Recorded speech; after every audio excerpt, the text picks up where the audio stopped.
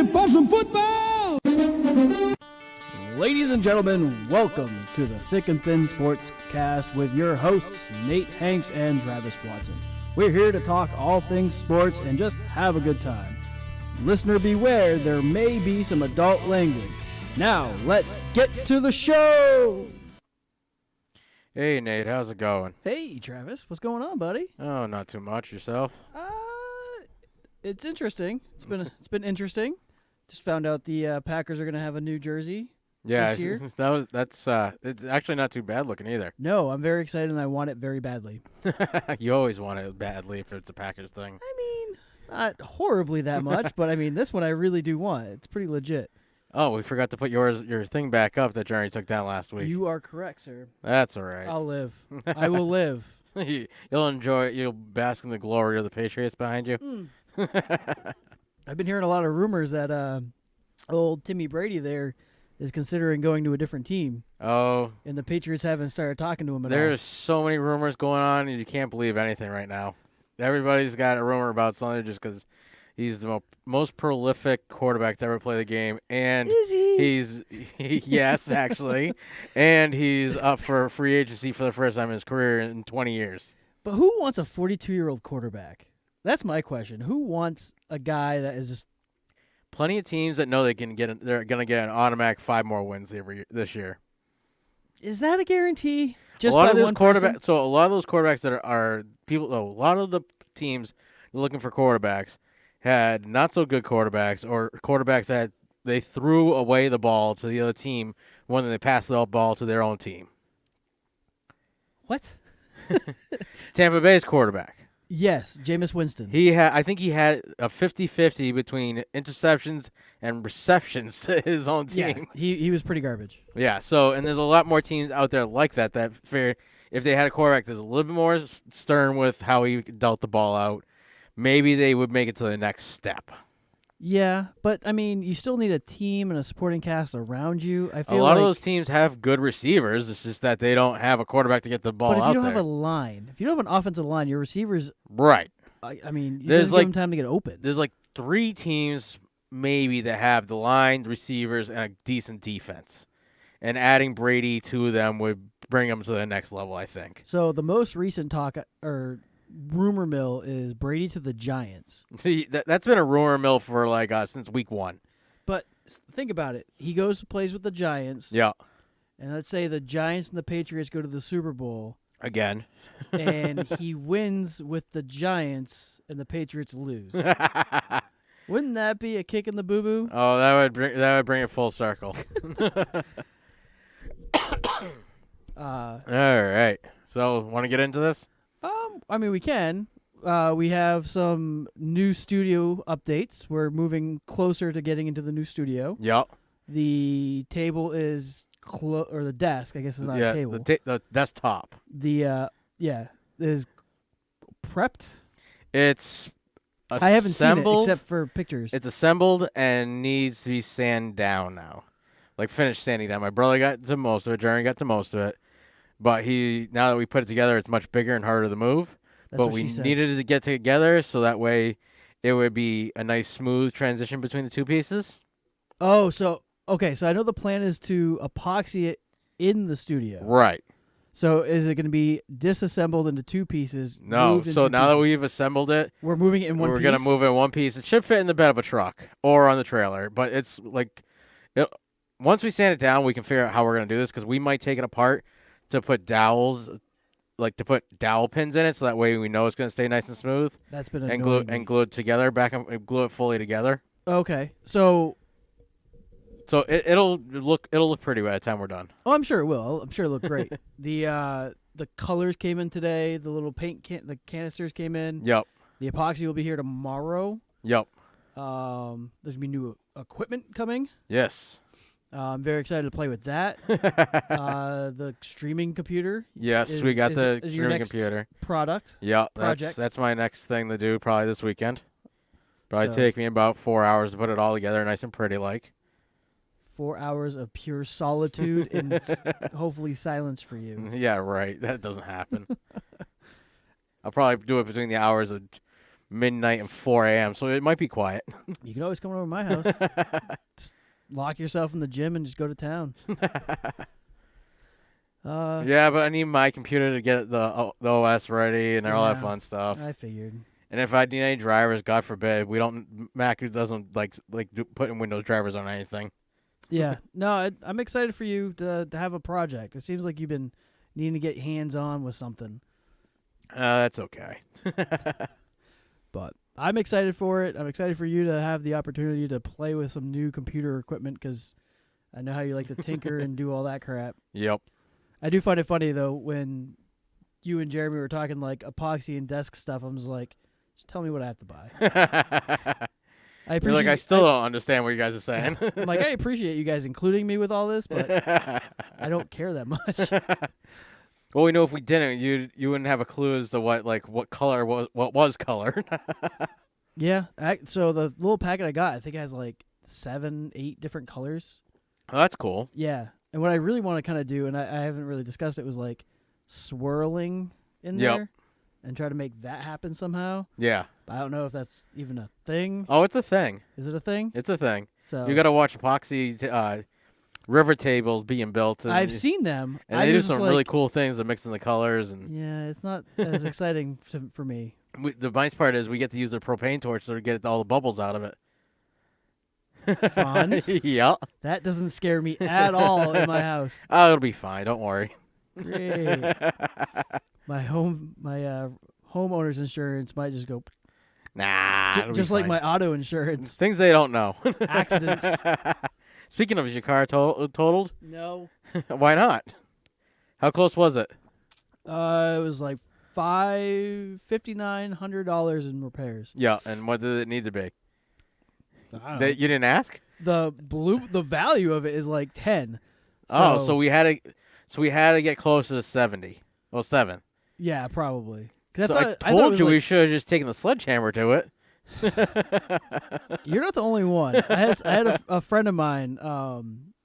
She told me, she's like, "Oh, I've done that before. I've fucked up my car even worse. So that way it total it out." Yep. It's like, yeah, but I'm too honest. I can't do that. I don't. I wish I could, but I can't. Oh well. Yeah. So you get stuck drumming mommy van still. I'm almost at the point where I will not be under when I trade it in. Like, I'm only a few grand shy. Oh, there you go. So I'm trying to figure out if it's worth trading it in and being under and pay a little bit extra on the new car that I want. Right. Or get it under and trade it in and maybe have like $100 of equity in it. That's my dilemma. And by that time, they're still gonna say, "Oh, the mileage too high." It does have miles, but it'll have a fresh paint job on the right-hand side. Just the right-hand side. And new window. Oh. I was really hoping. I was hoping that when they did it, they're like, "Yeah, this bitch can't be saved." But yeah, it's next time you got to hit that telephone pole harder. Apparently, I do have to admit, as I was concerned for Amanda. Yep. If she wasn't in it, and I you would have just gunned it. No, it was just, I like breaking things. And it was just fun to hit the pole and pop back out. Like, that was fun. And the pole stayed right where it was. There's some stuff missing from that pole. I'm not even gonna lie. I drove past it in daylight. I was like, oh. Oh, I did more damage than I thought I did. Yep. But the pole's still standing. That's what matters. Yeah. What you got to do is just bring a couple of 2x4s there and screw them with log lags into it around where you missing pieces. I'm just going to go with a big Band-Aid and just put it on there. Sorry for the ouchie. Use the method and talk kindly to it. Like, you've been a good pole. I don't need this. So I was going to do a little quizzy thing tonight. But without Jeremy here, I think we're without anybody else here, it's just pointless. Right. So hopefully next week we'll have people. Yes. And we can have some shenanigan fun. It's that time of the year where kids are sick and everybody's tired. You're not sick anymore, though. You still slacked away off the gym. I'm still coughing. Me. Yeah, me too. So I've been waking up at like 4:30 in the morning to go to work out in the gym. That's way too early in the morning. That's the only time I can at 4:30 I can have a solid 2 hours. Because at 6:30 I have to be in the shower, getting my ass out the door, leave by 7, Yep. and I can get to work early to make up any time in the week that I lose. Yep. And I've been taking my pre-workout, and within 10 to 15 minutes of taking that shit, I got to drop a deuce. Well, it's first thing in the morning. Of course you do. Oh, my God. It's now your body is fully awake. Well, no. So what happens is it happens every time I take pre-workout anyway. Is there milk in it? No. So I'll take it, and then my 2 hours now turns into an hour and a half, depending on how many times I have to go number 2. Today it was twice. I was like, what the hell is this? What are you, an old man? I don't get it. And it's not even just I think I can pinch it and hold it for a little bit. It's like, oh God. I got to run up these stairs. And you can't run too fast because then your cheeks might spread and drop all over the floor. Yep. Then your dog's going to be looking at you. You yelled at me for doing that in the house. Dogs don't even wake up. Scout barked this morning, I guess, but I didn't hear him. And then I had to grab my shoes, and Harlow was whining because I walked right by her cage. Yep. And obviously, if I'm walking by her cage, then she needs to be out. Oh, yeah. So I felt like a piece of shit for doing that. So now I left the shoes in the gym. I left them in the basement, so there you I go. don't have to worry about that again. But I felt bad. But so this week, we got our normal sports updates. Yep. Did you find a random ass sport of the week? I did, and I'm sad because it's spectacular, but it's only you and I. Yep. But I feel like you're gonna laugh.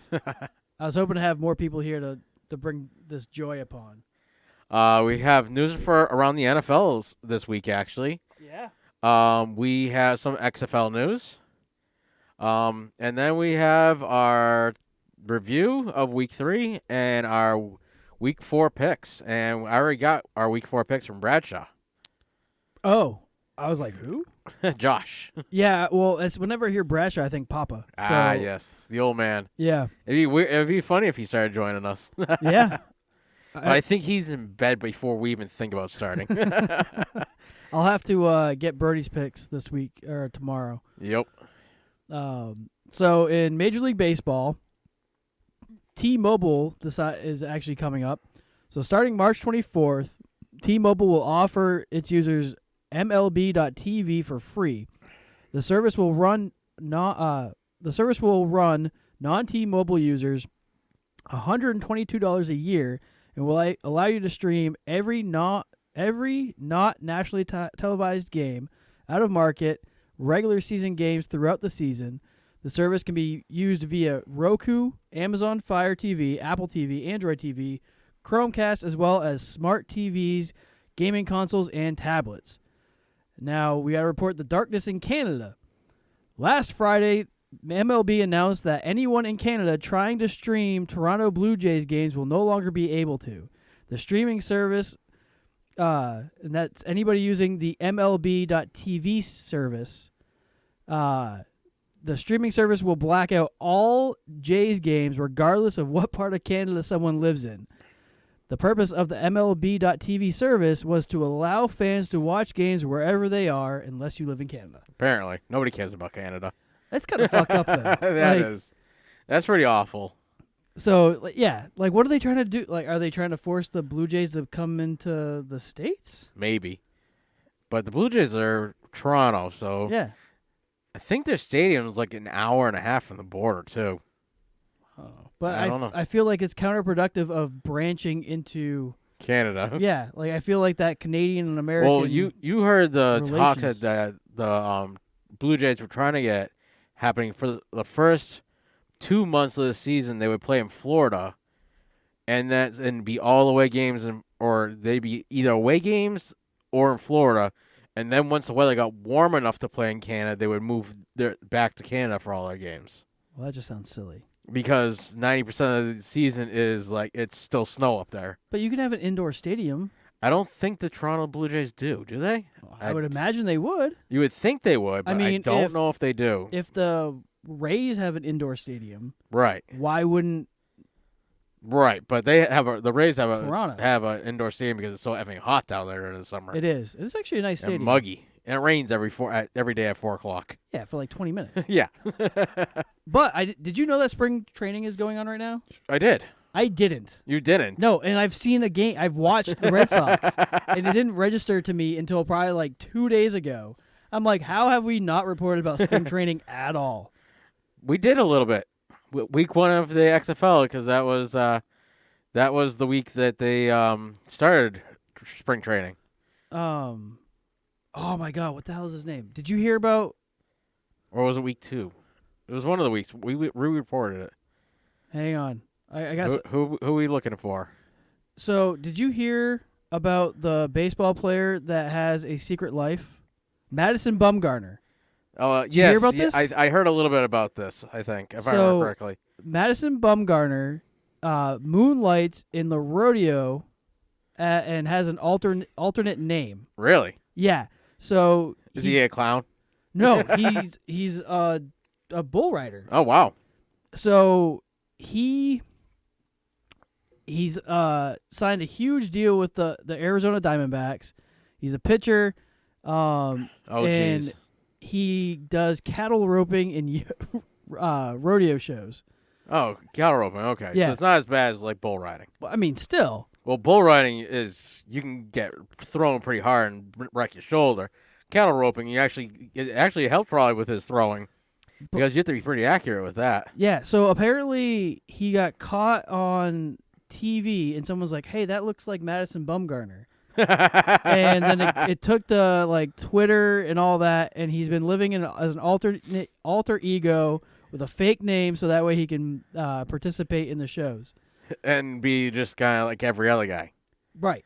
And not be like, "Hey, you're a famous baseball pitcher." Right. So he got an $85 million contract to play with the Diamondbacks. Yep. And he makes $30,000 roping cattle. You do it for the love, not for the money. But how did nobody know? Like, no one on this team was like, "Hey, man, what do you do on the weekends? Why are you going to Mississippi? Why are you going to Tennessee? Why are you going to Texas? Yeah. What's in Montana? Dude, you're from Wisconsin. What are you doing?" Like, oh, what do you do in your off season? Raise cattle. Like, it's fascinating, like, because on one of the radio the stations I listened to, they brought this up, and that's how I heard about it. And they decided to do like you live secret life. Yep. And it's crazy how people can live vicariously or just live in a different life. Yeah. Like, guys will have a family in Montana and a family in like Ohio. That sounds like a lot of work. And neither family knows that the dude has like 3 kids in each state and a wife and a house. Yeah, it sounds like a lot of work. Like, how do you hide the mortgage? Like, how do you do it? I don't know. Me either. Like, I don't have that kind of time on my hands. I don't even know how people cheat and keep up with it. Never mind the fact, like, a whole nother life. Like, even this dude, Madison Bumgarner, roping cattle. Yeah. How do you keep that a secret? Yeah, especially when you have to go play ball 168. Well, he's a pitcher, so he's playing every 8 games about. Right. And there's 168 games or something like that. But even with that, though, think about it. Like, if you say you roped a 300-pound steer. Yeah. Well, don't you think he would want to talk about that in the locker room? So when you're actually roping cattle, they're usually a year, maybe 2 old. They're not very big. I'm still like, dude, I roped a steer in 8 seconds. Yeah. Wouldn't you want to be talking about that in the locker room? Well, 8 seconds roping, that's actually slow. God, fuck, man. You can't take my examples? Way to be a boner kill. Usually the roping is done in like 4.2 seconds and under. Or like, "Hey, man, I was going to rope this cattle. I lost my boot, and I still managed to rope him in 3 seconds. Yep. Like, something like that. Or I had a rodeo clown hit on me this weekend while I was trying, like, yeah. Something, You would think that would be a discussion in a locker room that somebody would talk about. Oh, yeah. But you would think. You would think, but clearly not. So, in NCAA basketball, the March Madness is coming up next week. Are we going to participate in that? We can pick teams, but there's a lot of teams there. There is. And I know nothing about it. We can put it on our Facebook, and I can make a list for everybody. I feel like we should make picks. We can do our picks, but not worry about it. I feel like we do a low budget bracket. Yeah. And the people that are collectively will pool money their beer together, and whoever gets the most right, regardless of bracket busting, right, takes home the beer, whatever. So, or we'll like split it on like a alehouse gift certificate or something. Yeah, something like that. Yeah. So number 1 this week we got Kansas actually, with a 24-3 record. Next we got Baylor at 24-2. Then we got. I hate this fucking. It's my favorite one. It's 2. Will you read the name? You got this. Gonzaga. There you go. At 27-2. Then we got Dayton at 25-2. San Diego State at 26-1. Florida State at 23-4. Duke at 23-4. At number 8, Kentucky at 22-5. Oh, Louisville dropped down. Did they? Yeah, I think so. Yeah, because last week they were right behind. No, they were 11. Last week they were 11. Like right behind Kentucky though. No, Maryland dropped. Oh, okay. Kentucky moved up. Maryland dropped from number 7 to number 9, and they are at 22-5. Creighton is at. Is it Creighton or Creighton? I think it's Creighton. Maybe Creighton. Like you Creighton. Maybe that's what I'm thinking. They're at number 10 at 22-6. Then we got Louisville at 23-5. Number 12 Villanova at 21-6. Number 13 is Seton Hall at 20-7. Did I ever tell you that Seton Hall is a really good radio station? That's what you tell me every time. Number 14 is Oregon, 21-7. Number 15 is Auburn at 23-4. Then we got Penn State at 20-7. BYU at 23-7. Then we got Iowa at 19-8. Number 19, we got Michigan at 18-9. West Virginia is 20 at 19-8. 21 is Colorado at 21-7. Then we got Texas Tech at 18-9. Ohio State at 23 with 18-9. Michigan State at also 18-9. And last but not least, Houston at number 25 at 21-7. How many teams go into the top 25 into the bracket? I'm almost positive. But wouldn't that be an uneven bracket? Yeah, for March Madness, or is it like 50 or something? I don't know what the first bracket is. All I know is the first bracket is huge. Then after a couple, after the first week, we get to work the Sweet 16. Then we get the 8, then 4. Then we get the like the Elite 8, and then it's like, and then it's 4, and then it comes down to the bottom. So in NBA, stellar performance gets you a drug test.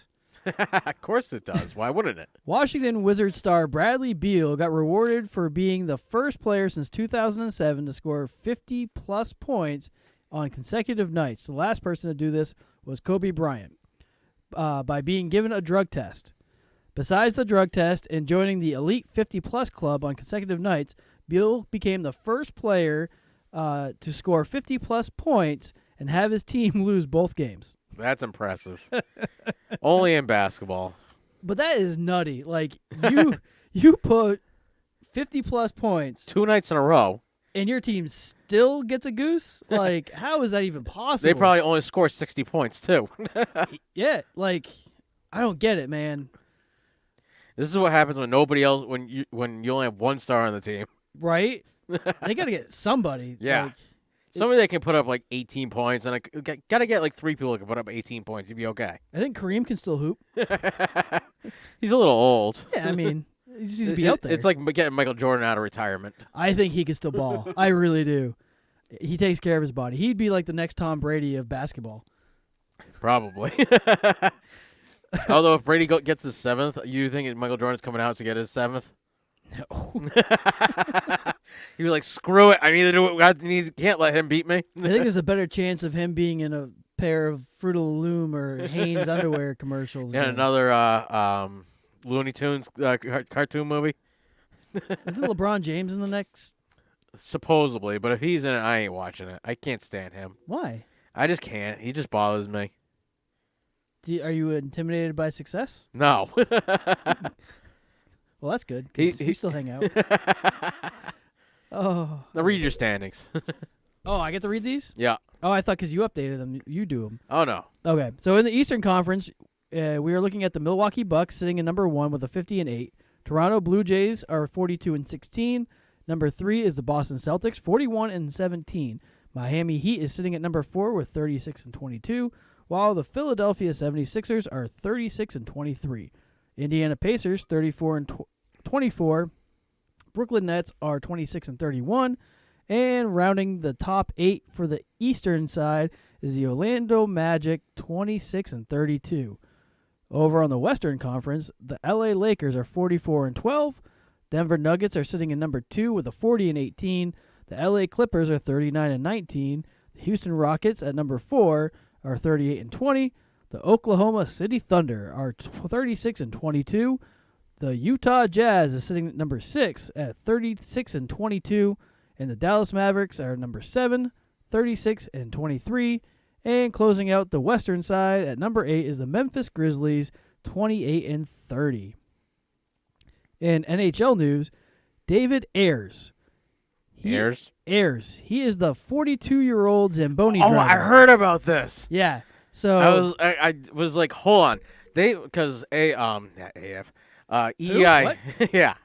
EEI was actually talking about this on Monday or Tuesday, and that they both their goalies got hurt, and they're like, well, shit, who do we have that can play goalie? And they didn't have anybody on the team, but they knew that the Zamboni driver actually knew how to play, knew how to be a goalie, because that's what he plays in his over 30 league. This is what I love about hockey.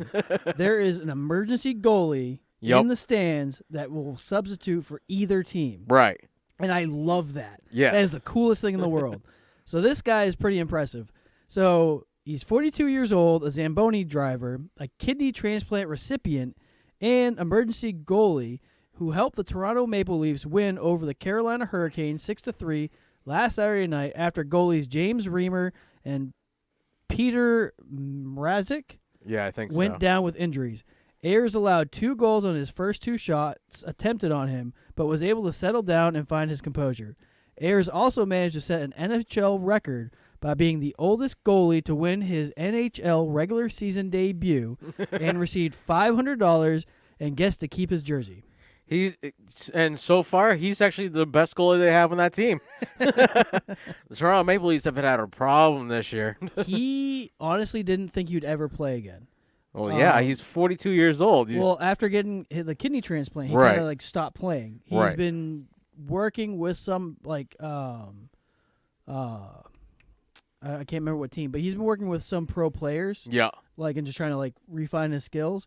But he was sitting there, and after the first goalie went out, he was like, maybe I should start kind of getting ready. Do I have my stuff with me? Well, he's the emergency goalie, so it's there. Right, but there was a snowstorm that night, and because you very rarely or ever think, so sometimes you leave your shit at home. Yeah. And a lot of these guys, the emergency goalies, they leave the stuff in the car, but sometimes you forget to take it back out and put it back in your car. Mm. So that was the thing, is he's the emergency goalie, but did he have his stuff with him, or did he just have to say, honey, I know it's bad out, but you got to bring my stuff? Yeah, him and his wife were in the crowd. He halfway when the first goalie went out, he's like, something told him that he should just go down and start getting ready. Right. So he got down there, and his phone just started going crazy because the other guy went out and you got to go. Right. And he got out on the ice, and it's just crazy. Because it takes you a good 25, 30 minutes to get in goalie stuff. Yeah. There's so much stuff that those goalies wear. Could you just imagine? Just You're 42 years old. You've never played a professional day of hockey in your life. Nope. And you're like, I played pickup games. I played in over 30 leagues, over 20 leagues, something like that. And now I have to go out and win this game that nobody expects us to win anyways. Right. But God bless him, man. That's awesome. And put down, only allow 3 goals. Only allowed 2 goals for the night. So that means they got a goal to begin with. Yep. And he only allowed 2 more goals for the night. That's pretty good. Yep. I wonder what his shots on net were for him. I didn't get all that. But in more exciting news, free rides in Seattle. And I'm not talking about the mustache kind. The new expansion franchise announced Tuesday that it will fully subsidize public transit costs for fans with season or single game tickets. That's pretty good. That's fucking tits. The team also partnered up with the Seattle Center monorail. Monorail to upgrade its current system to connect to the center, and will invest $7 million for upgrades to the downtown monorail system. Oh, that's cool. That's pretty legit. Like, this team is fully trying to embrace Seattle and just intertwine themselves to be part of the the city. Do we know what this expansion team is going to be named? I think they're still tossing around the Kraken. Oh yes, the Seattle Kraken. Yeah, the Kraken some ass. Yeah, I remember that. Yeah, I remember I brought that a couple episodes ago. Yep. So hockey standings as of noon today. In the Eastern Conference, we have the Boston Bruins at 39, 13, and 12. Who are currently playing. Yes. And the Tampa Bay Lightning at 40, 18, and 5. The Washington Capitals at number 3 at 39, 18, and 6. The Pittsburgh Penguins are at 37, 19, and 6. The Philadelphia Flyers are at 36, 20, and 7. The New York Islanders at 35, 20, and 7. The Columbus Blue Jackets are at 31, 20, and 14. The Carolina Hurricanes are at 35, 23, and 4. So, am I remembering this right? So, the Hurricanes lost to a team that's not even on this list with a third with an emergency goalie. That's pretty good. That is awesome. So you're telling me that my Vipers got a chance? Apparently, they showed up pretty good, but we'll get there. They did. That was a great game. In the Western Conference, we got the St. Louis Blues at the first place at 37, 13, 17, and 10. Sorry about that. The Colorado Avalanche at 37, 18, and 7. The Dallas Stars at 37, 20, and 6. The Vegas Golden Knights at 35, 22, and 8. The Vancouver Canucks are at 34, 22, and 6. The Edmonton Oilers are at 33, 23, and 8. The Calgary Flames are at 33, 25, and 6. And the Nashville Predators, first time, at 31, 23, and 8. Look at you doing what I did. What did I do? You got the little emblem in there. I had to go to 2 different websites to get what I needed. All you got to do is ESPN. I don't like the way they set it up. Just copy and paste, man. Well, that's how I get. That's how I get the words. Yeah. But I don't like how they set up their numbers. Whatever, guy. All right, get your random ass sport out of here. All right. So this week I bring you musical canine freestyle. All right. Are you in search of a new and creative way to bond with your beloved canine? Do you want to take your dog training to a whole new level? Or do you simply love dancing and want to do it with your dog? A lot of people do, actually. They do. Well, I have the perfect sport for you that you will love forever. Canine freestyle or musical freestyle or freestyle dance or canine freestyle is a sport that makes it all possible. Canine freestyle or dog dancing simultaneously started in Canada and in Europe in the late 1980s. Hold on. So 2 drunk people had the same idea at the same time? That is impressive. There are several people who claim to have invented canine freestyle. Look, I would never admit to being the inventor of canine freestyle. But there is no actual documentation on who started it. The first canine freestyle group was called Musical Canine Sports International in 1991. The MCSI. In British Columbia, Canada. Other groups from all over the world soon followed. Different countries soon developed individual styles of dog dancing. American groups focused on costumes and tricks, while their British counterparts focused more on heel work. There are 2 types of canine freestyle. There's musical freestyle, which is a performance with a variety of tricks and obedience training. The routine can be dramatic, like dancing close together or moving far away from each other, jumping, spinning, and jumping on the owner's arms can be seen in musical freestyle. I would figure the owner would jump in the dog's arms. And there's freestyle heeling, a routine that focuses on the dog being able to do a variety of tricks while standing on its heels.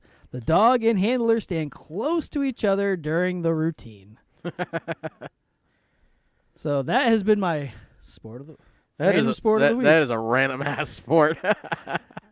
You're really having to dig now, aren't you? A little bit. Well, there's some I thought about doing chess boxing and wife carrying and Tanzanian goat racing but we've talked about them. We've talked about them. I don't need to think you should do that. I think you should deep dive into them when they're actually, because they have the dates when they're announced or when they go on. So like Tanzanian goat racing is all year round, probably. It's ridiculously hard to find information on it. It's almost like the Fight Club of random ass sports. Like you see something, you know about it, you just don't talk about it. So nobody talks about it. It's not there. What you got to do is get on one of those forums and be like, dude, I can't find any information on this, and I need to know about it. I need an APB on Tanzanian goat racing. If anybody knows about Tanzanian goat racing, #TATS and let me know. I need more info. Or email us at thickandthinsportscast@gmail.com or hit us up on our Facebook page. Yep. Also, we missed this in the opening thing, but if you like us and you enjoy the show, click subscribe to our YouTube channel. Our Spreaker or wherever you get your podcast from if you're listening online. Yep. Write us a review. Give us stars. Give us whatever, because the more people that like us, the more we can be out there in the world, and the more people we can bring joy and love to life. Yeah, and more people can hear about Canine Freestyle. Yep. Or bathtub racing, which starts soon. Yes. I'm legit serious. You sent us a bathtub last week. I did. I sent you two. Yes. I legit want to go. It was $100 for a clawfoot?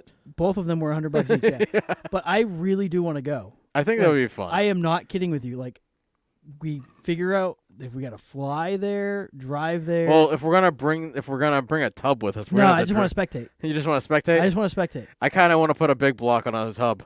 How much horsepower is that?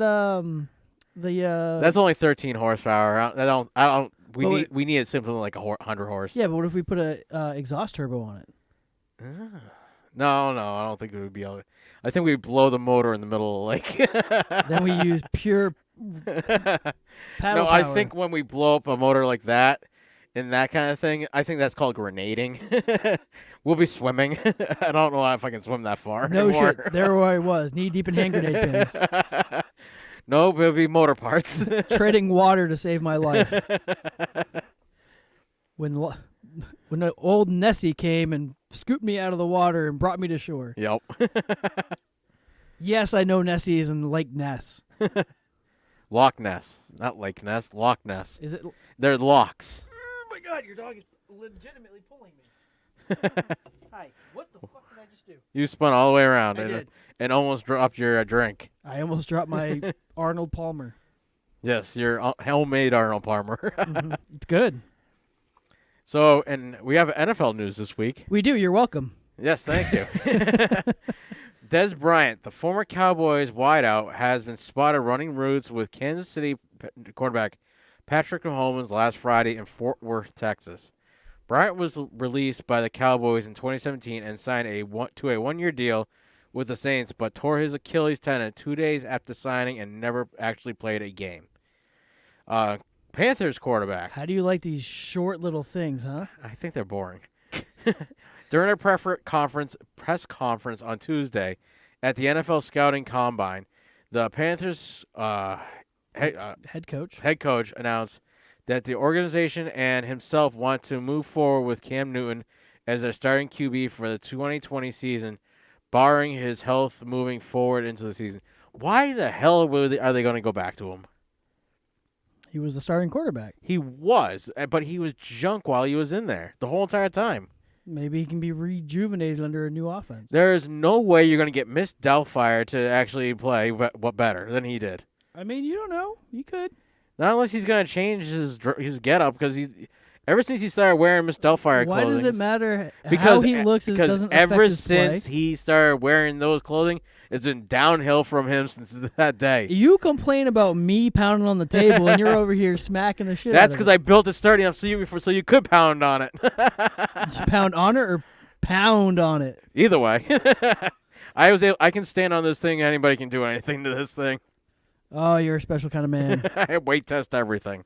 Buccaneers versus Winston. During the same press conference on Tuesday, the Bucs head coach Bruce Arians was non-committal on Jameis Winston being the start of his coming season. He said, "As a head coach, you have to decide: is there a better option? I really don't know who's available." GM Jason Lick talked to agents now. Can talk to agents now, so we'll find out hopefully in 36 to 48 hours. So it seems like the Buccaneers are considering moving on. Well, I don't blame them. I don't either. But that's why the rumors of Brady going there is also big. I heard about that. And they had a good.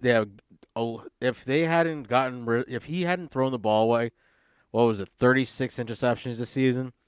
They were in games even after having the ball thrown away that many times the other team. I bet they wish they didn't give up Fitzmagic to the Dolphins. Oh, they do. Especially now that Fitzmagic did quite well after he went there. He did. And then an old Dolphins QB did quite well in Tennessee. Tannehill did great in Tennessee. He definitely relied on that run a little bit more, though. I wonder what they're going to do with Mariota. I don't know. That'd be a good question. And then, any idea if the Dolphins have considered re-signing Fitzpatrick at all? Have we heard anything about that? We have not heard anything yet. At least I haven't. Because I know he was on a 1-year deal. Right. So he played good enough to me to warrant an extension. I think they're looking to see where they're going to be moved into as trades happen, where they're going to end up in the draft. See, I feel like you re-sign him to a 1-year deal. Yeah. Because I feel like he's fine with year. Or they tag him. I think you'd sign a 1-year deal. I don't think you have to tag him. So you sign him to a 1-year deal. You pick up a rookie. Yep. Let the rookie sit behind the beard, and let him play. Let Fitzpatrick play. Play him the whole season, regardless. Yep. Let him play. The good, the bad, and the ugly. Right. Let him play. Let the young kid learn, especially if you pick up a kid in the second round. Oh, yeah. Because then there's that expectation of him starting really isn't there. Right. And then this next season, you let the kid play. You pick up, a Mariota or a Winston or, a Dalton, some quarterback that was a starter now is just trying to hold on. A bridge year quarterback. Yeah. A journeyman. Yep. Bring in a journeyman to sit in the back seat. Let him take the backup. And then even that, you still have the competition. Yeah. Let the journeyman compete with the new kid, and the winner plays forward, and then you still have a potential to move forward. Right. That's what I would do. But what do I know? I'm not a head coach. Yeah. We keep saying we want to be, but we know that's not gonna happen anytime soon. No, in the league, in the NFL, let somebody develop and learn. We didn't know somebody that knows somebody that knew somebody to get us in. Yeah, that's how that works. So in the NFL, the NFLPA has reps vote to send proposal CBA to full membership for approval. This is to make sure that there is a season, the 2021 year. And that there isn't a lockout. Well, a strike.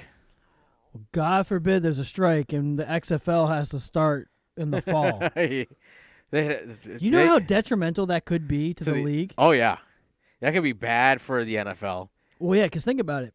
If the XFLs, they're holding pretty steady by viewership. They are, though they have been seeing drops in viewing. Right, in some of the games. Right, which is probably the ABC games, but I don't know. Some of the ABC games are good.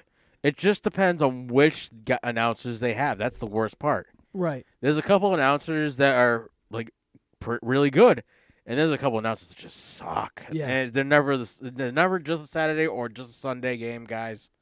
They're one or the other. You got to turn the game, see who's announcing. And you're like, "Oh, this sucks." Yeah, or they don't talk. It's just they let the game play too much, like they watching the NFL, and they're not. That's not what this league is about. This league is about telling you every step that they're going through. But see, what I'm thinking is, let's say hypothetically that there is a player strike, right? Yeah. This is fall of 21. We're going to know about that halfway through this season. We'll know about this, halfway through the season. So 2021 right. season. We'll probably know by December. Yeah. November, December. So let's say hypothetically that they do go on strike. Yep. It's not that far removed that these AAF teams didn't just recently play. Right. XFL is just ending their season in April. Right. This could be an opportunity for all these teams that are trying to strike up to seize that market for 2021. Right. Still plenty of time to put these things together. Still plenty of time to get some of these players. Some of these players that are on strike may pop over to a different league. Yep. And now you have a legitimate competition. Oh, yeah. For the fall and winter against the NFL. Oh, yeah. They could, especially some of these guys that are really young in the league that don't have the money to be able to sit around and do nothing. Yeah. These guys that make small contracts, the backups of the backups. You know who I would love to see go in the XFL? Who? Matt Flynn. Matt Flynn. I haven't heard that name forever. Who the hell is he? He was the backup in Green Bay. He set the franchise record for touchdown passes. Went to Seattle. Got beat out by Russell Wilson. Then went to Oakland and got beat out by freaking Derek Carr. Oh, jeez. And then went back to Green Bay to be the backup. He got paid a ridiculous starter contract in Seattle to not play. Because he had that breakout game. All right. He got that breakout game where he set the franchise record in Green Bay for touchdowns. Yeah. And that's what gave him that starter contract in Seattle. Just that one game? He got paid like a $30 million contract, something like just bonkers. And then they draft up Russell Wilson. Russell Wilson beats him out during the training camp and all that. Yeah. And then Matt Flynn had like this injury, and then he gets traded to Oakland halfway through the season and doesn't play. Oh, jeez. And then Green Bay picked him back up because they had Jacoby Brissett and some other just not good quarterbacks behind Rodgers, and they wanted a good quarterback to play. Brissett. No, Brissett was never there. Jacoby Jones? No, Jacoby Brissett. No, I know what I said. It was another, like, Jacoby something. Oh, Jacoby Brissett. No. Yeah, maybe Jones.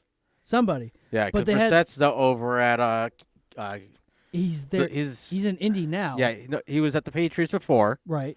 But then he went straight to Indy. He was did he? They traded away pretty boy over in Kansas 49ers. 2000. Why can't I remember his name? DeShone Kizer. Yes. It was Brent Hundley and DeShone Kizer were the backups in 18, I think, when Rodgers was out. Yep. And then they brought he shatters like almost as good as Tony Romo. Collarbone. Yeah. And then that's when they decided to bring back Flynn because he had already knew the offense from 17. Right. So they brought him back for actually maybe hang on. I feel like my dates are wrong. Jasmine, why are you whining? Brent Hundley, DeShone Kizer. Okay. What? 16? Couldn't have been that long ago. Maybe. All kinds of runs into each other. Was it 15? It was 16. Hundley. Anyway. Anyhow. Tangenting off. All right, so you talking this one? Yeah, I'll talk this one. I'll talk some of it. You can talk some of it. Okay. Last week we reported that the owners sent a proposal to the NFLPA for the 2021 season. Wednesday, the NFLPA voted to send the offer to the full union, which will require a majority of 2,000 players to accept this offer to go into effect. Sorry, can I derail you for a second? Did you see my Facebook post? No. So I said, thank you all for reminding me that my parents had sex in May of 1985. Yes.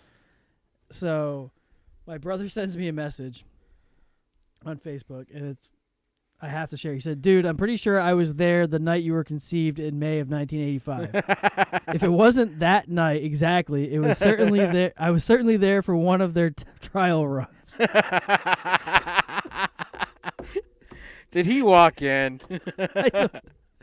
Oh, but that happened this week. I turned 34 on Tuesday. Yes. Tuesday. So I had to share. I'm sorry. That was just too good not to share. The players' rep and the NFL negotiating committee spent about 4 hours discussing the agreement before approving it for final decision with a 17-14 vote with one abstention. Abstention? I don't know. You wrote it. That was a lot of copying. The season structure for the NFL, for the CBA, would be the 2020 season, 16-game regular season, expand postseason from 12 to 14 teams. Starting in 2021, it expand the regular season from 16 to 17 games. And if/when the NFL moves to 17 games, each team receives a bye week in place of a fourth preseason game. So basically, you play your 3 preseason games, you get a week off, and then you get to start the regular season, which I don't see them feeling that great anyways about it because that already kind of happens anyways. Yeah, they play 4 games and then they get a week off. That and it just pushes the whole season out an extra week, and then the Super Bowl. Unless they start the preseason the same time they do now, because then they would start the regular season games earlier. But there's a 17th game, right? So you got a but week, you would have. So you get the week 4 bye in the preseason, right? But then you start now they're having like the 5th week is a bye, and then we actually start the games a week later. Right. So that's so now So that means the first game would actually be the week 5 bye. So they play 4 preseason games. They have a bye week. They play 3 preseason games. Right now they play 4. Right, but with this new one, they would play 3 and then have the bye week. 4. And so where that week 5 a preseason / would be that bye week. Right. Would actually be the first week's games. So the regular season would end the same time, but it would with the postseason going from 12 to 14, there would actually be. No, the way they set it up was there would be 3 games from each division played the week 1. And only the number 1 team would get a bye week. That's the way they're setting it up, so that way there's no extra games. Like no extra weeks. So that doesn't make sense to me. So how I'm reading this, you play preseason 1, 2, 3. Right. Everybody gets a bye week on 4. Right, and right now nobody gets a bye week on 4. Right. I'm not worried about now. I'm worried about. But I'm saying how week 5 right now, which is the bye week, there you have no games. So instead of bye week in week 5, the bye week's week 4. Games start week 5. Right, but then every team still gets an additional bye week during the regular season. They get a regular bye week during the regular season. So there's no difference then. No, there is. All right, so listen. Okay, so you get 3 preseason games, right? Right. Then you get your bye. So that would be the 4th preseason game. Right. Your regular season still starts that week 5. It's actually week 6. Right now, everybody gets week 5 bye week. Everybody gets week 4. Week 5 right now. I'm not talking about now. Well, that's the only way to equivalent the times. No. So put it this way. Week 5 is you get 5 weeks of preseason, then you get your first game, week 6. How do you get 5 weeks of preseason? Because there's a 1 week that nobody plays. No. That is usually the Thursday night game, maybe. No, there's no games for. Now you're gonna make me look it up because I know this is right. So while you're looking that up, I'm gonna take this shirt off because I'm getting hot. But so this is what I'm looking at. So you have your week 1, 2, 3 preseason. You have a week 4 bye. Then you start your week 5 is week 1 of the regular season, right?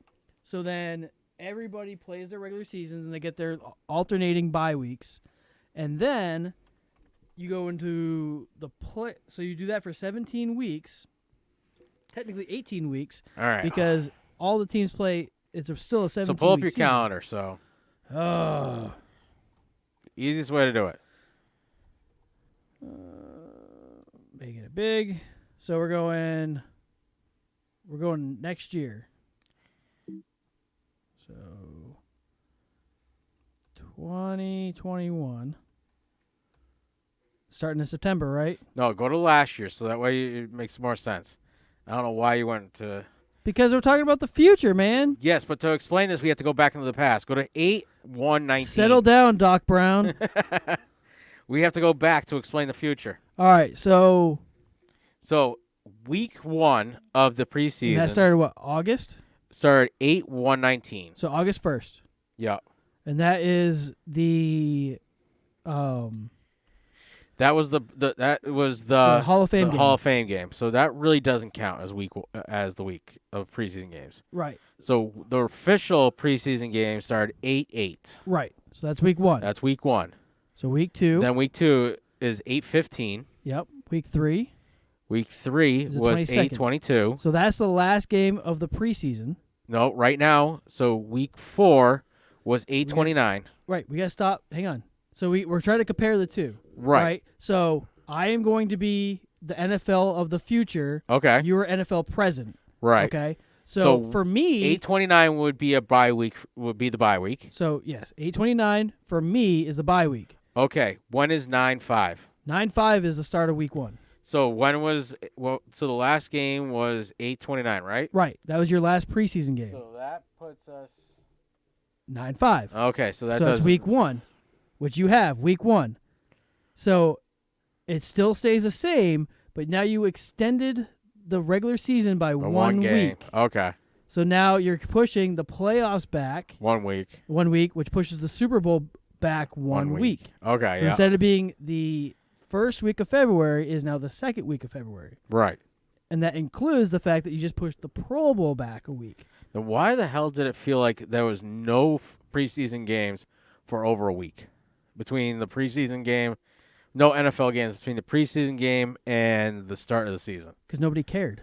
Because the Patriots weren't playing. The Pats played on Tuesday that week. Well, I think the preseason the week 4 nobody plays. Yeah, they made like a really wacky, weird thing. Like, were they doing Saturday games or some shit? I don't know. During the preseason, the Pats were playing Tuesday nights. Yeah, and Friday nights, and I hate that. That's how the preseason works. Here's my problem with the NFL: is they keep trying to change and make it better. And they keep just screwing leave it it alone. Preseason games should have been Saturday and Sunday, and that's it. Look, if you've had a league that's been around since 1919, clearly you know what you're doing. Stop fucking with it. At least you did. Right. And now you're like, oh, let's make it better. Let's add this, and let's not let these people play. It's like, come on, man, just let them play. Yeah.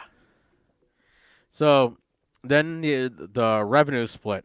In 2020, owners receive 53% of the pay, and players receive 47%. In 2021 through 2030, so this would be a good long NFLPA. Mm-hmm. I think they do it, 10 years or something like that? I think so, because, it sounds about right, because I was working in Boston, I think, the last time this was going on. The owners received 52%, and the players will receive 48%. I wonder how long it'll take before it's 50-50. I don't think it'll ever get 50-50. I mean, because the owners have to pay so much overhead compared to what the players do. Then they should just make the teams publicly owned. That's what might happen eventually. At this point, when they'll get to the point where the owners will be like, well, screw it. Why the hell are we owning these teams if we're not going to actually make any money off of this? So I'm going to tangent off. What if these other teams, these other leagues, did a public own? Yeah. Because then the public is invested into that team. Right. I mean, that's the only reason why the Packers are still in Green Bay. Well, yeah, but they sold the team to the town. Yes. And that's how they kept them there. Right. So like the Seattle Battlehawks.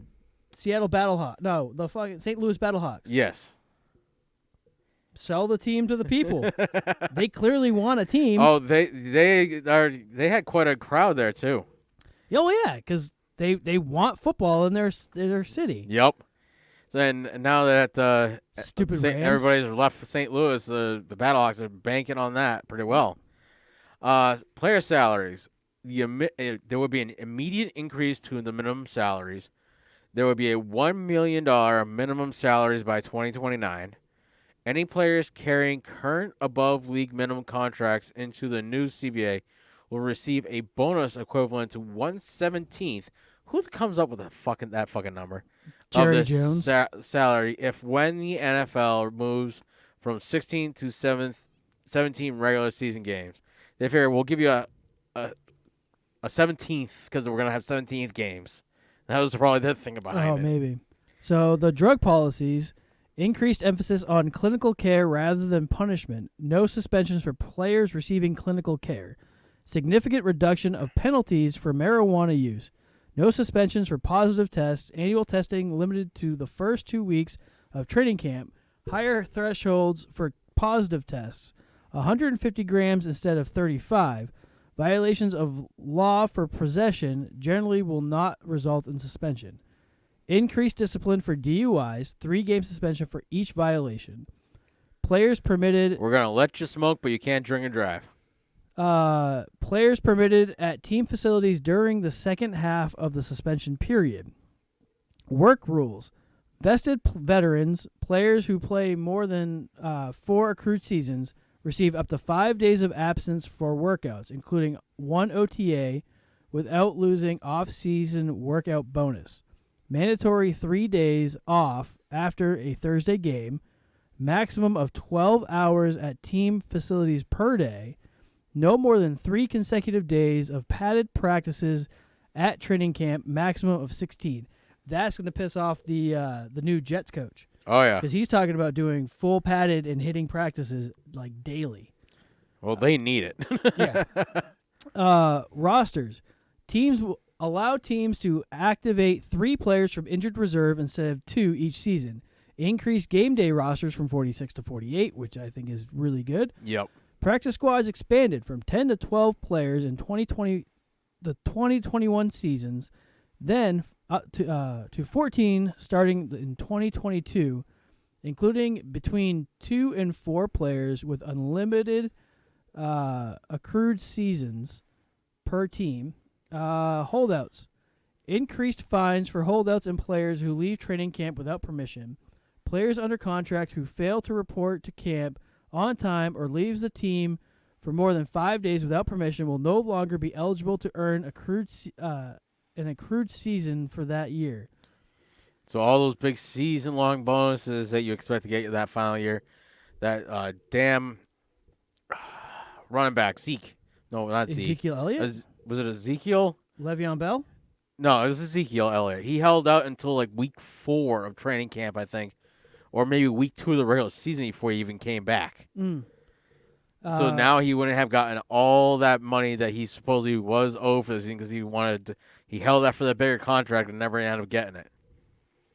International games, no more than 10 international games per season from 20 to 25. Any team playing more than 1 international game in a season will pay players a $5,000 stipend for each additional game. Boy, the Jags would just have to move there. Here's one question I have. Where is it in this new CBA about players who are charged with domestic violence or assault and battery or anything of that nature? Oh, they're never going to get into that. I feel like that should be on there. Oh, it should be, but they won't. Because enough players will be like, well, if something happens, I don't want to get screwed. Well, it should be written while under investigation, you get paid half salary or whatever. Yeah. And if found innocent, the additional half will be reimbursed. If found guilty, you are suspended for indefinite. Right. Well, and then you can file an appeal. So there's supposed to be stuff in there about Roger Goodell right now can give you a suspension, and then he becomes the judge, jury, and executioner there. And then when you appeal your suspension, he is still the providing judge on the suspension, which I find to be ridiculous, and so did the NFL. And they are taking away that power, so he has to be he can hand out the suspension, but there has to be an impartial reviewer when you adjudicate. Yeah, to try to get your suspension lifted. Right, but I think that for the sake of the players, they should have this in writing because it's it's something that's happened. It's supposed to be in there, and I don't know why it wasn't listed because it was talked about huge today and huge yesterday. So I don't know why it's not on this list that I found. Yeah, I just think there's seriously missing out on an opportunity to rectify something and show positive way forward to the public. Yep. So, I don't know.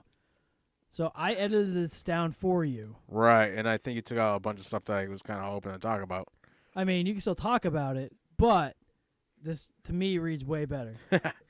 So, P.J. Walker, and it makes it our own and not somebody else's. Right. Just saying. But now I forgot who, because it wasn't at the top anymore. Because the title I kind of liked. Oh, no, it's in there. No, you bring it. The title was not where it was. The title. No, that title's gone. But right, I need the title because I need the name of the team. It's all there. I'm telling you, it's all there. Just read. Read what's there, and what was in the title is there. It's called, like, building expectation and suspense. P.J. Walker. This is XFL news.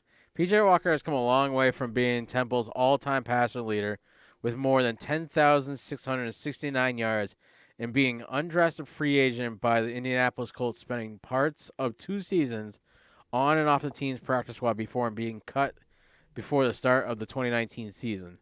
After being cut by the Colts, Walker was given an opportunity to compete against former Raiders QB Connor Cook for the starting position and wasn't named the starter until 3 days prior to the season.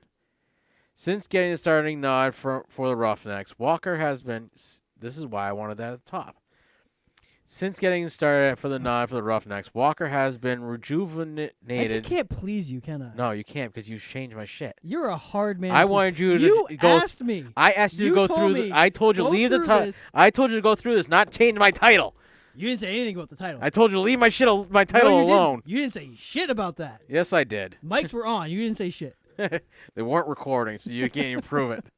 Since getting the starting you can't prove that you didn't say it. I know I said that. You did not say it. I did. Settle down, grumpy pants. You didn't say shit. Starting off for the Roughnecks, Walker has been rejuvenated, saying it's bringing the joy back to the game. Just going out there and having fun, playing with the guys, and also just progressing every day. Even though he has emerged as one of the XFL's best players, he still holds on to hopes of becoming an NFL QB again. Last week, he passed for 306 yards with 3 touchdowns against the Tampa Bay Vipers in a 34-27 win, which brings the Roughnecks to 3-0. Walker remains humble and gives credit for his success to what he learned in Indianapolis, being around quarterbacks Andrew Luck and Jacoby Brissett. Told you, bitch. Still there. In Walker's first 3 games, he's thrown for 748 yards and 10 touchdowns with only 1 interception. If Walker continues to play the way he has the first 3 weeks of the XFL season, do you think he'll get another nod for the NFL roster spot? So here's my question. I'm going to answer your question with a question. All right, which is what you usually do anyways. Yeah, that's what I do. So why are all these players holding on to hope that being in the XFL will bring them to the NFL? Why don't they try to make the XFL something that will grow and become a thing? Because they want that big contract.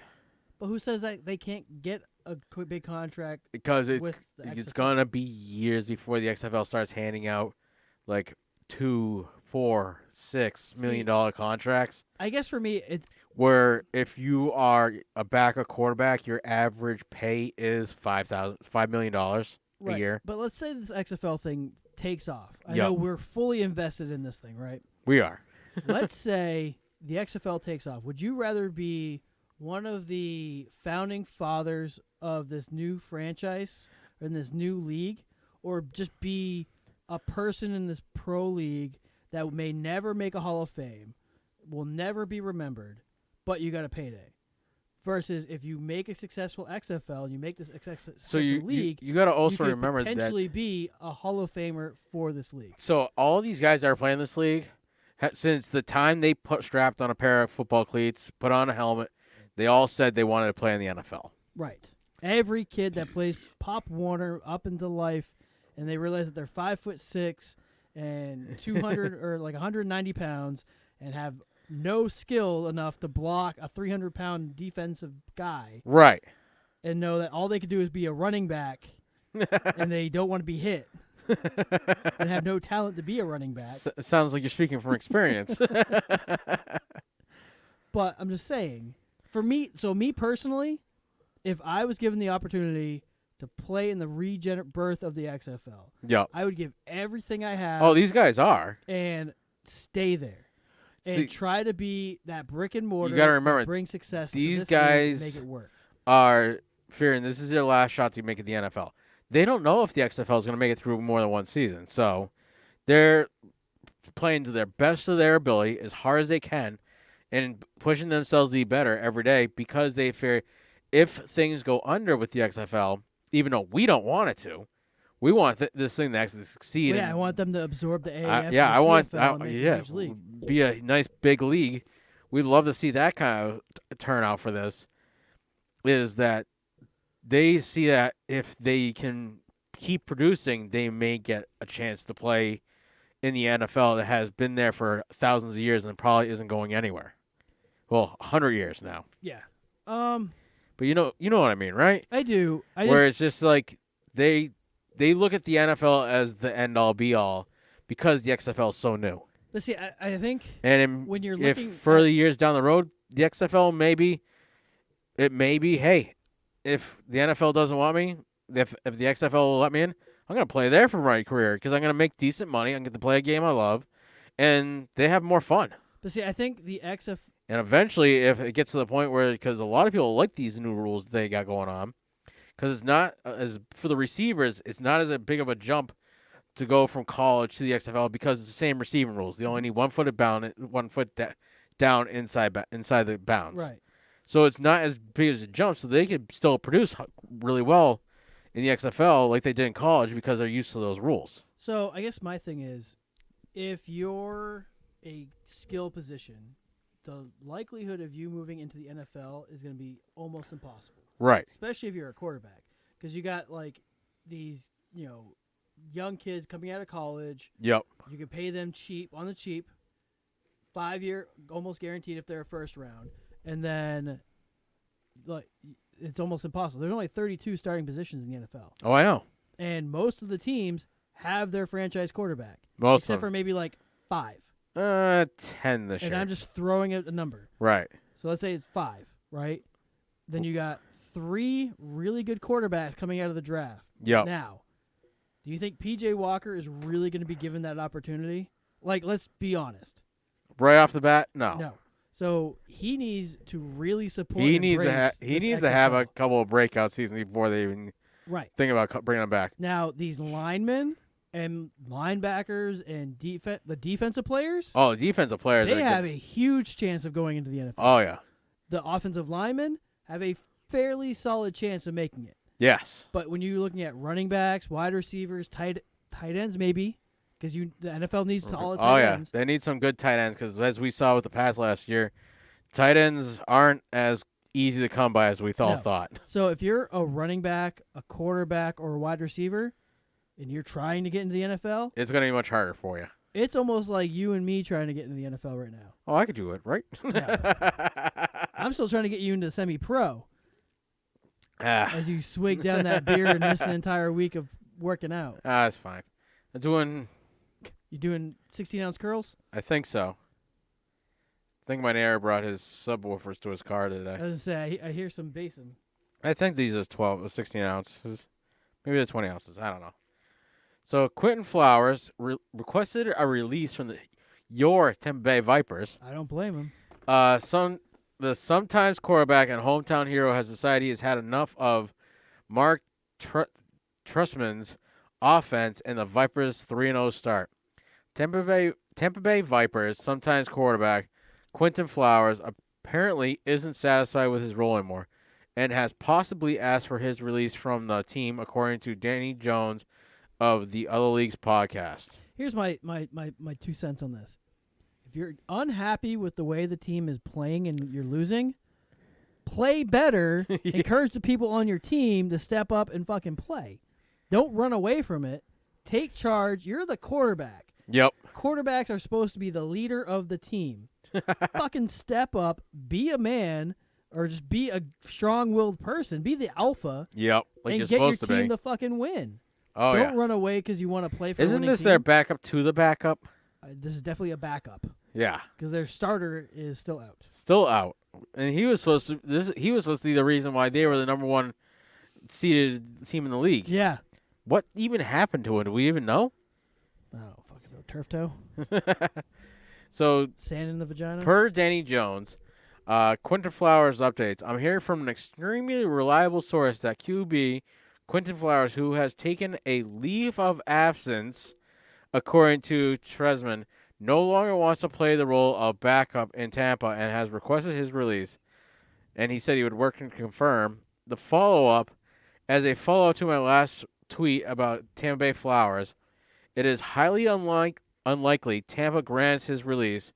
I have two people telling me separately his desire is to play in New York or Seattle. Again, highly unlikely this will happen.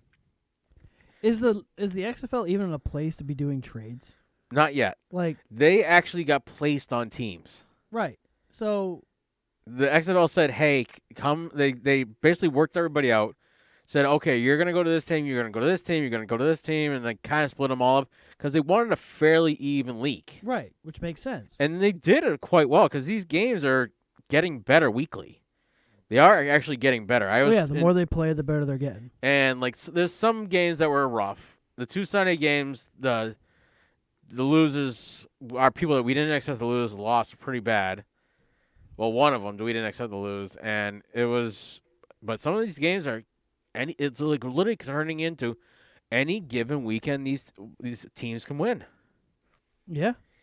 So reports out of Tampa Bay yesterday were that the Tampa Bay Vipers quarterback and wide receiver Quinton Flowers has left the team for personal reasons. Gabriella. That would be Gabrielle.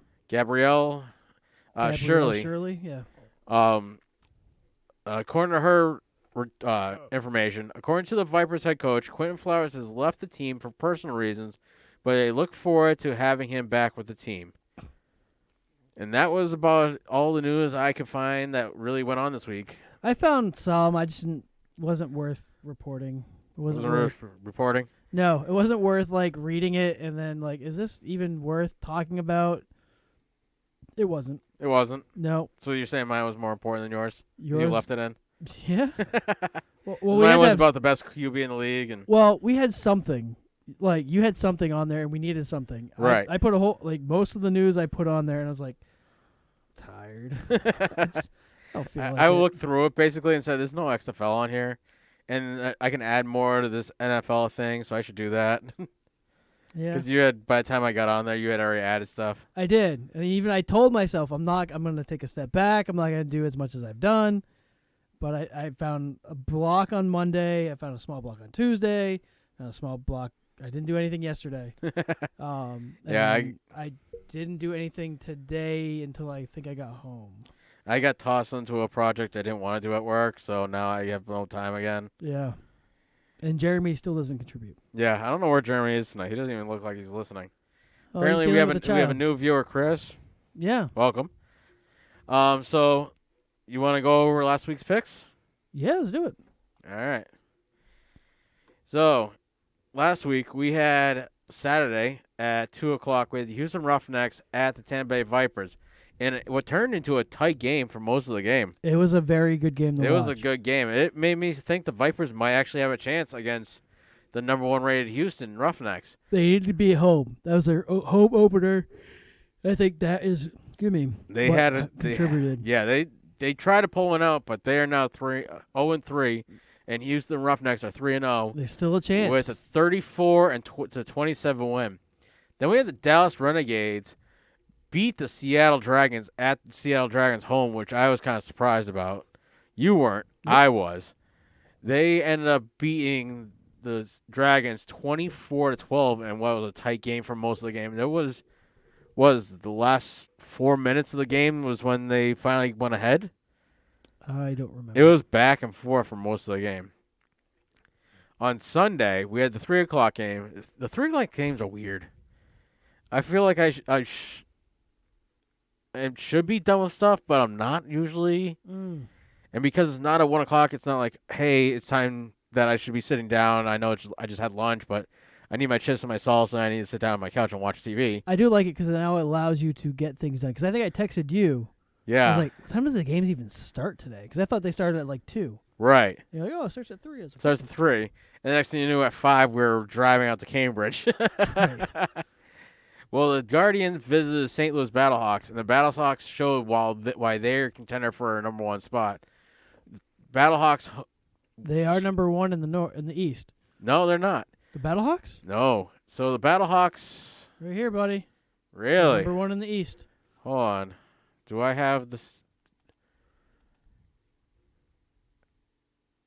See? So they're using touchdowns as their tiebreaker. Yep. Okay, maybe I should have to. Okay, so I'll have to look at that when I score them.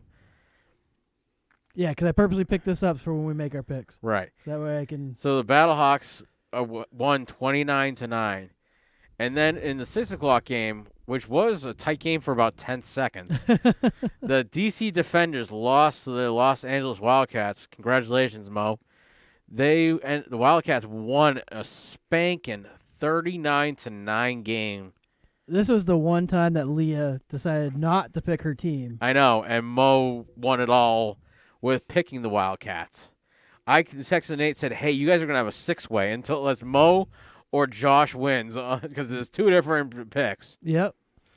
It said either New York Guardians have to win or the Wildcats have to win, or you're having a 4-way.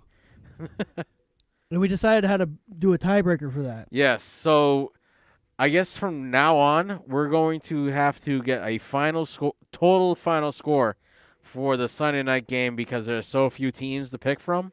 Yep. So that way we can have a tiebreaker closest without going over, or we just going closest. Period. I think I like the Price is Right way, where it's closest without going over. Closest without going over? Yeah. I like to be close to either side of it. Yeah. No. No. You like to just be close without going over? Yeah. So if you go over, you miss your spot. So I could put like 1 point on there and still win. You're like, I'll just pick the. So everybody would have to. How the hell does it do that fairly? What do you mean? Because then you always have this person. You're gonna have the first person say, "All right, 27." Then you're gonna go. The next person's gonna go 28. Next person's gonna be 29. The next person's gonna be 30. And the last person goes 1. Yeah, if they don't think they're gonna score that high. But so far the game's on Friday night. So let's see. That's the highest. 48. The highest scoring game was the Saturday afternoon. No, it was the Saturday morning game, 34 to 27. Afternoon. That's not morning. It's 2 o'clock in the afternoon. Well, 2 o'clock. 5 o'clock is evening. Okay, so we'll do that. Yeah, the afternoon game, because that was a 61-point game? 7, 8, 9. Well, we could do. Oh, excuse me. Sorry. Yeah, 61-point You game. gonna take your socks off too? No, I'm good. I just had to make sure the 7 plus 4 was 11. Yes, it is. Let's say we could make a rule where like you can't be within 10 points of the other person. But these games aren't usually that high. It's true. You can have a 3-point difference. Right. Oh, I mean, let's closest to it, and if you're exact same over and under, the under wins. Sure. Okay. All right, so that's how we're going to do that. Whatever makes you happy there, young guy. That sounds good to me.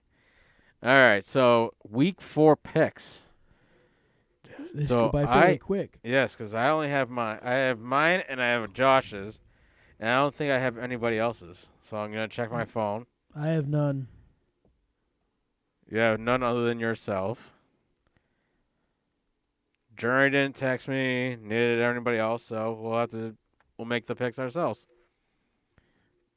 Should we just pick for Mo and Jeremy because they're not here? We'll go with whatever our opposite pick is. Yep. Which will probably be all the winners.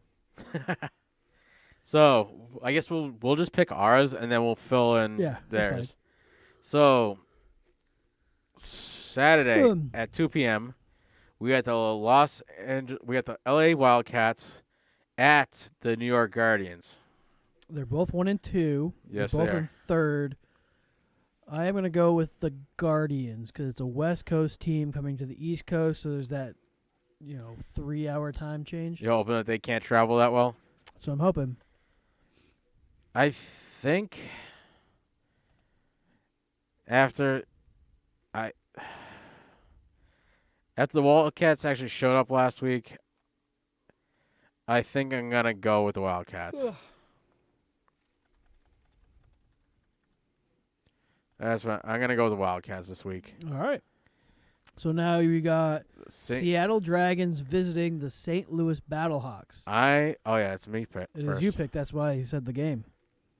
See what I did there? I am going to go with my St. Louis Battlehawks. They're showing up. Dragons.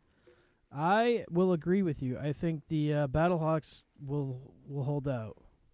So next we got Rico's Roughnecks visiting the Dallas Renegades on FS1. That's a West Coast?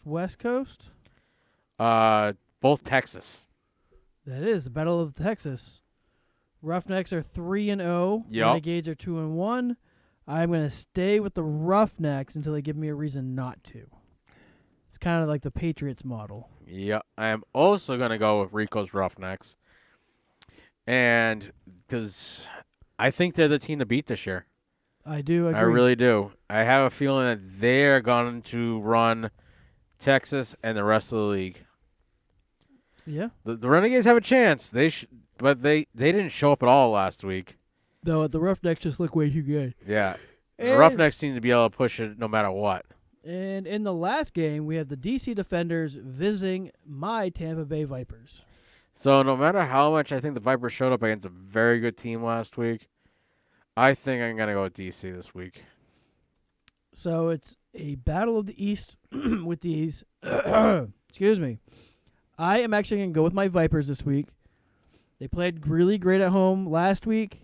I think that should give them the momentum to hopefully carry on to this week. Yep. And maybe get their first win. What I would like to see is that we haven't had a game on ESPN2 yet. So it'll be interesting to see ESPN2. But the nice part is we have 2 different Fox games. Oh, yeah, we do. Finally. We've had 2 ABC games this couple of games. So we have 1 ABC game, but the Fox announcers, which are also the FS1 announcers, they may be a little bit different, but they're always the same style. They put out a good product. Well, yeah, it's going to be that tight end there and what's his face? I don't know who what's his face is. The black Tony dude. Romo? No, the black dude there. Oh, the guy that does the early pregame shows. Oh, I can't remember his name. He's awesome. He's a really good announcer. He's fun to listen to. It's Kurt McAfee. Yep. Or Menifee, and then it's going to be Greg Olson. Ah, yes. Those two should be calling the that Fox game. So who's going to be calling the FS1 game? Let's see if I can find that one out. Because that would be cool. I do enjoy the Fox announcers better on this. They seem to have more. They enjoy this more. Holy crap! They got Pam Oliver announcing. Who's Pam Oliver? She's the sideline correspondent. Oh. So it's gonna be Kevin Burkert. Yep. And Charles Davis. Who's Charles Davis? Charles Davis, wasn't he a wide receiver?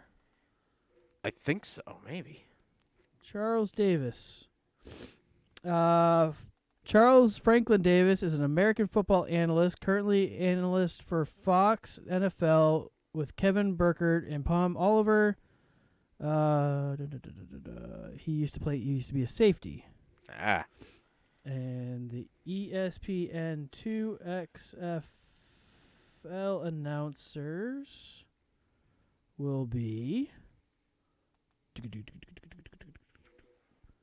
They don't have it.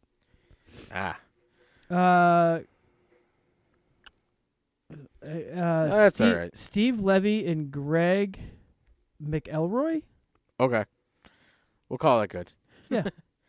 So I had some time this week. You had time this week. Well, I should say I had time earlier before you got here. Which I got here early. Yes, and like 2 hours early. Right. And I had gotten the stuff on the thing that I wanted you to kind of go through to lighten the load, but you lightened it too much. I think it was perfect. But I gave me time to make sure that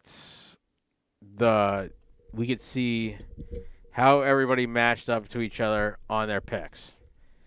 So, in surprise fashion, Jeremy and Leah are tied at 83% wins this year, both with 10 wins so far. I come in second with Amanda at 8 wins.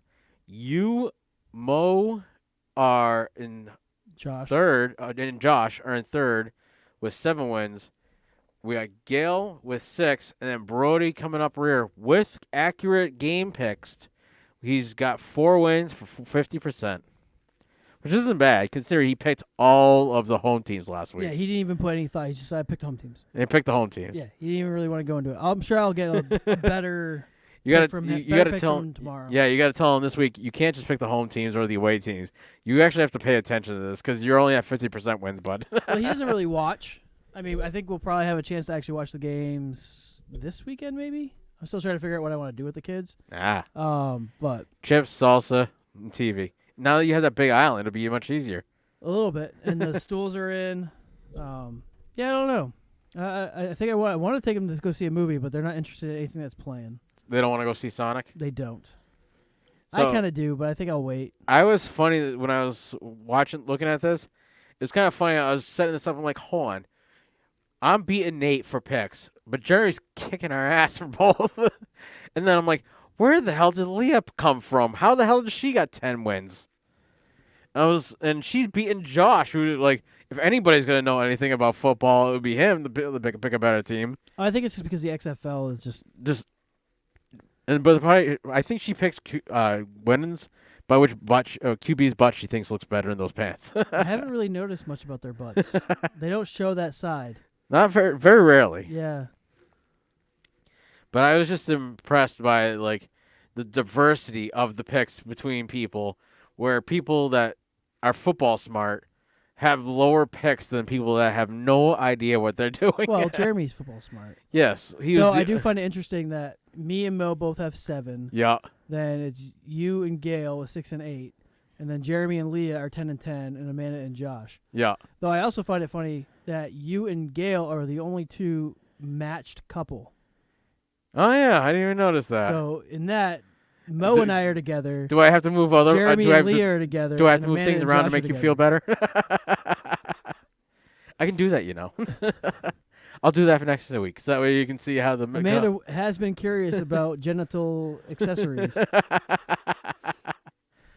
That was a real early conversation we had in our friendship from like a year and some change ago. You get some hair down there for her? No, I actually almost got it. I almost got an accessory. Got an accessory? I almost did, yeah. Because I had Josh's accessory.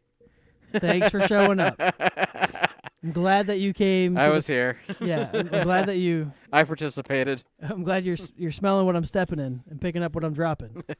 Well, somebody's got to pick it up. Who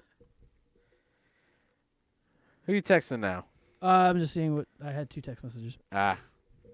But so this is generally where we go to listener viewer questions. Yeah, but I think Amanda's probably just here for... Amanda's crawled into bed, so I don't know if she's still watching or not. I don't know. It says we have 3 concurrent viewers. And I'm not viewing at all. So, I don't know who's here, who's not. Yeah, you said, I'm going to crawl in the bed. Let me know if you aren't going to drive home, which I am great, but I appreciate the concern. Well, you brought over mason jars of liquid courage, so... They're good. They smell good, they taste good. I just need to make sure I can get up in the morning for work. You could have easily got up and gone to work. I don't want to test that theory. Especially with the Arnold Palmer. The apple pie, like I said, apple pie is strong. The apple pie, maybe not. Yeah, that's a handle and a half. Oh, jeez. For 20-some-odd jars, mostly pints. Oh, jeez. And the Arnold Palmer yielded 5 and had half a jar. Or half a handle. Oh, jeez. So I think sticking my beer is well, and I cut it down because I added lemonade to the sweet tea. Yeah. So really, it's not very potent. Like you could taste it, but it's not. Yeah. Anything that is gonna grow hair in your chest.